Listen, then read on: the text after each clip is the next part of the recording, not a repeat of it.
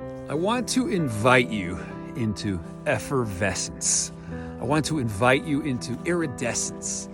I want to invite you into sun-kissed ecstasy. I want to invite you into the golden hour veneer.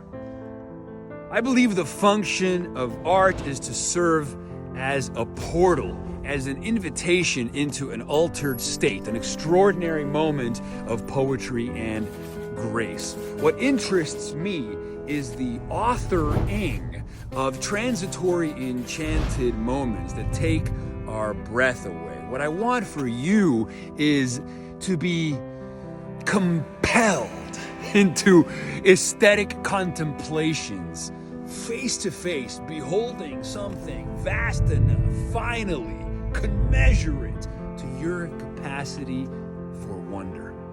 What I want for you is an experience, a series of experiences that blast new tunnels between the mind and the other. I want to pierce your representations. I want you to remember that the map is not the territory. I want to hurl you into domains off the reservation. I want to invite you into mythopoetic spaces. I want to hurl you into the domains of spirit, the liminal spaces, the threshold spaces, the intermediate spaces between one world and another.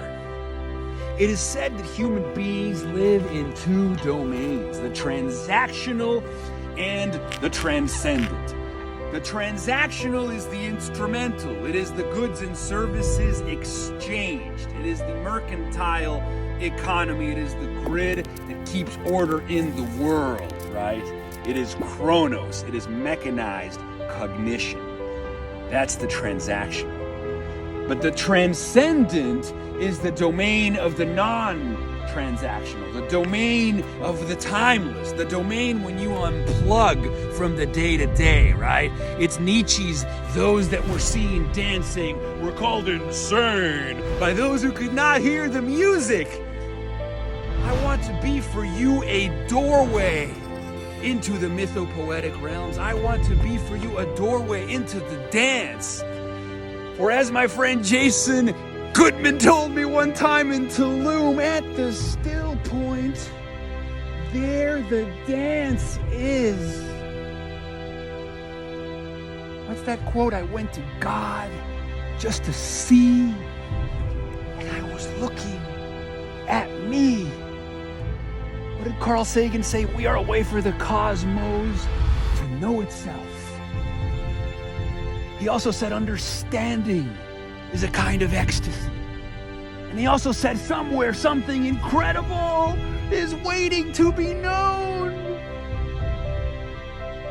Positive psychologists tell us that experiences of awe, experiences of such perceptual vastness, that our mental models of the world, that our maps are obliterated in quaking, annihilating glory, provide for us finally a glimpse of that which is beyond our maps. And that state of forced accommodation, that encounter with the mysterium tremendum, not only is it healing,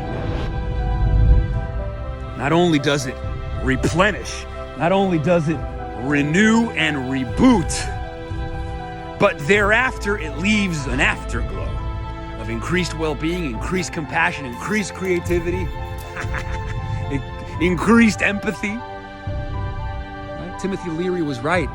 In order to use your head, you've got to go out of your mind. So there you go, my friends. My videos, these transmissions, these dances of light, these digitized celluloid musings, these artful articulations, these ecstatic vocalizations, the words that leap to mind without having to be called for, the capacity to exercise agency, to steer internal life, to summon coherence in the bardos between one statement and another. This dance is for you, it's for me, it's for our common ecstasy.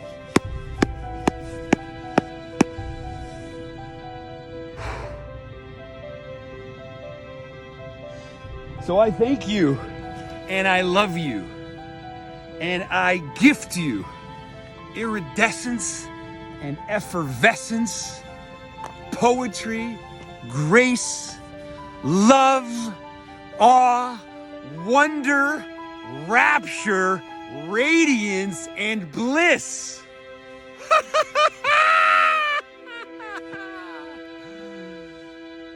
It's all for you, it's all for me, and this is our common ecstasy. It's all for you, it's all for me, and this is our common ecstasy. It's all for you, it's all for me, and this is our common ecstasy. It's all for you, it's all for me, and this is our common ecstasy.